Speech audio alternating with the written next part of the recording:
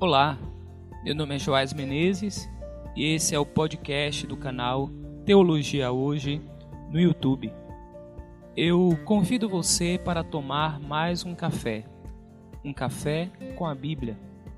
Esse é o 17º episódio da nossa série. Pegue a sua Bíblia e a sua xícara.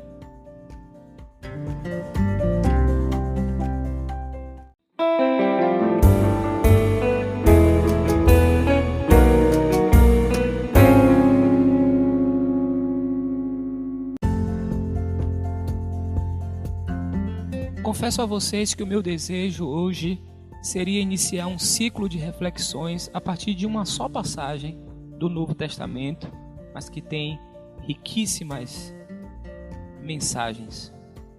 No entanto, algumas leituras nessa semana despertaram em mim o desejo de propor algo diferente para o encontro de hoje. Desejo, se Deus permitir, retornar em outro momento ao que havia pensado fazer. Mas o nosso café com a Bíblia é assim. A frase ser ou não ser, eis a questão, deve estar entre uma das mais conhecidas da literatura mundial. Mesmo que você nunca tenha lido nada sobre o romance entre Orfeu e Eurídice, você já deve ter ouvido ou citado essa frase. Estou brincando. Essa frase está no ato 3, a cena 1 do Hamlet, de William Shakespeare, famoso dramaturgo inglês. Preste atenção ao que ele diz, o Hamlet. Ser ou não ser, eis a questão. Será mais nobre sofrer na alma pedradas e flechadas do destino feroz, ou pegar em armas contra o mar de angústias e combatendo-o dar-lhe fim? Morrer, dormir, só isso. E com o sono, dizem, extinguir dores do coração e as 1000 mazelas naturais a que a carne é sujeita, eis uma consumação ardentemente desejável. Morrer, dormir. Dormir, talvez sonhar. Aí está o obstáculo. Os sonhos que hão de vir no sono da morte, quando tivermos escapado ao tumulto vital, nos obrigam a hesitar. E é essa reflexão que dá à desventura uma vida tão longa. Pois quem suportaria o açoite e os insultos do mundo, a afronta do opressor, o desdém do orgulho, as pontadas do amor humilhado, as delongas da lei, a prepotência do mando e o achincalhe que o mérito paciente recebe dos inúteis, podendo ele próprio encontrar seu repouso com simples punhal? Quem aguentaria fardos, gemendo e suando numa vida servil, senão porque o terror de alguma coisa após a morte, o país não descoberto, de cujos confins jamais voltou nenhum viajante, nos confunde à vontade, nos faz preferir e suportar males que já temos, a fugirmos para outros que desconhecemos? E assim a reflexão faz todos nós covardes. E assim o matiz natural da decisão se transforma no doentio pálido do pensamento, e empreitadas de vigor e coragem, refletidas demais, saem de seu caminho, perdem o nome de ação. Essa tradução desse pequeno trecho é de Milor Fernandes. A filosofia é abundante em reflexões sobre a questão do ser. Alguns filósofos importantes ocuparam boa parte das suas reflexões para essa questão que eles consideravam fundamental. Como eu já compartilhei com vocês aqui, eu sigo lendo sem pressas o Evangelho de João. Texto, para mim, instigante e provocador. Algumas características destacam o Evangelho de João dos demais evangelhos canônicos. os quais Marcos, Mateus e Lucas. Estes são chamados de sinóticos.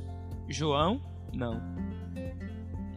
Se a questão do ser ocupa os interesses da reflexão filosófica, há uma expressão recorrente no Evangelho de João que muito interessa à teologia. A expressão é ego eimi. É uma expressão grega que em português significa eu sou. Em momentos cruciais e fundamentais no Evangelho de João, Jesus disse ego eimi, como por exemplo a desconcertante afirmação no capítulo 8, 58. Em verdade, eu lhes digo que antes que Abraão existisse, eu sou. Essa afirmação é tão contundente e tão desconcertante que, após Jesus ter dito isso, o versículo seguinte diz que pegaram pedras para atirar nele, mas Jesus se ocultou e saiu do templo. Eu penso e estimulo você. Eu penso que um bom estudo seria analisar o contexto no Evangelho de João, e observar todas as vezes onde essa expressão ego eimi, utilizada por Jesus, aparece, e também prestar atenção ao efeito que o uso dessa expressão por Jesus causou nos seus interlocutores. Há muitos aspectos nessas passagens para serem analisados, e eu estimulo você a fazê-lo. Todavia, o que me fez mudar o projeto inicial para hoje não são as reflexões que a teologia já fez e a maneira como a cristandade, a partir dessa expressão, quis atestar a divindade de Jesus. Mas quero considerar o uso dessa expressão de Jesus também como afirmação da sua humanidade. Porque para mim, não negar a humanidade é afirmar eu sou. Mesmo na sua humanidade, não há lugar para a negação do ser. Em Jesus, o ser é afirmado. No mesmo Evangelho, um certo discípulo utiliza uma expressão, e devo confessar que ela chamou a minha atenção de maneira diferente. É assim quando nós lemos as Escrituras.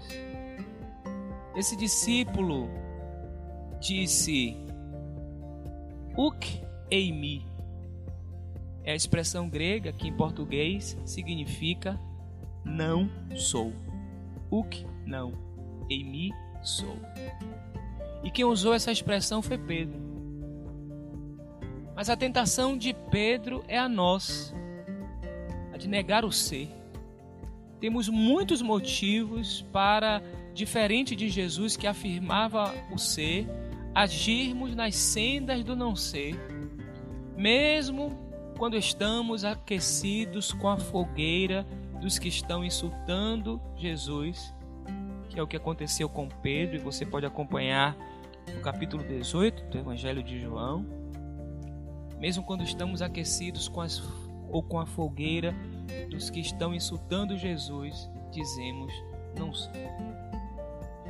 O que chamou a minha atenção, como eu já disse mais de uma vez, e chamou a minha atenção de maneira renovada, é que no interrogatório de Anás, no capítulo 18, ele quis saber a respeito dos discípulos de Jesus e da sua doutrina. Você pode observar aí no capítulo 18, versículo 19, diz assim: Então o sumo sacerdote interrogou Jesus a respeito dos seus discípulos e da sua doutrina. Teria Jesus citado o nome dos seus discípulos um a um? Pelo menos os 12? Teria Jesus falado de Pedro? Eu parei um pouco para pensar e tentar imaginar dentro dessa conversa que não está no texto, o que Jesus teria dito a respeito de Pedro. Eu penso que se Jesus tivesse falado de Pedro, ele diria o seguinte: mesmo sabendo que Pedro vive optando pelo não ser, para mim, Pedro é. Mesmo sabendo que talvez agora ele esteja dizendo eu não sou, para mim, ele é. E assim vivemos, eu e você, entre o ser e o não ser, entre a afirmação corajosa da existência e a negação que se acovarda nos enfrentamentos. Mas o que nos conforta é saber que mesmo diante dessas alternâncias do nosso existir,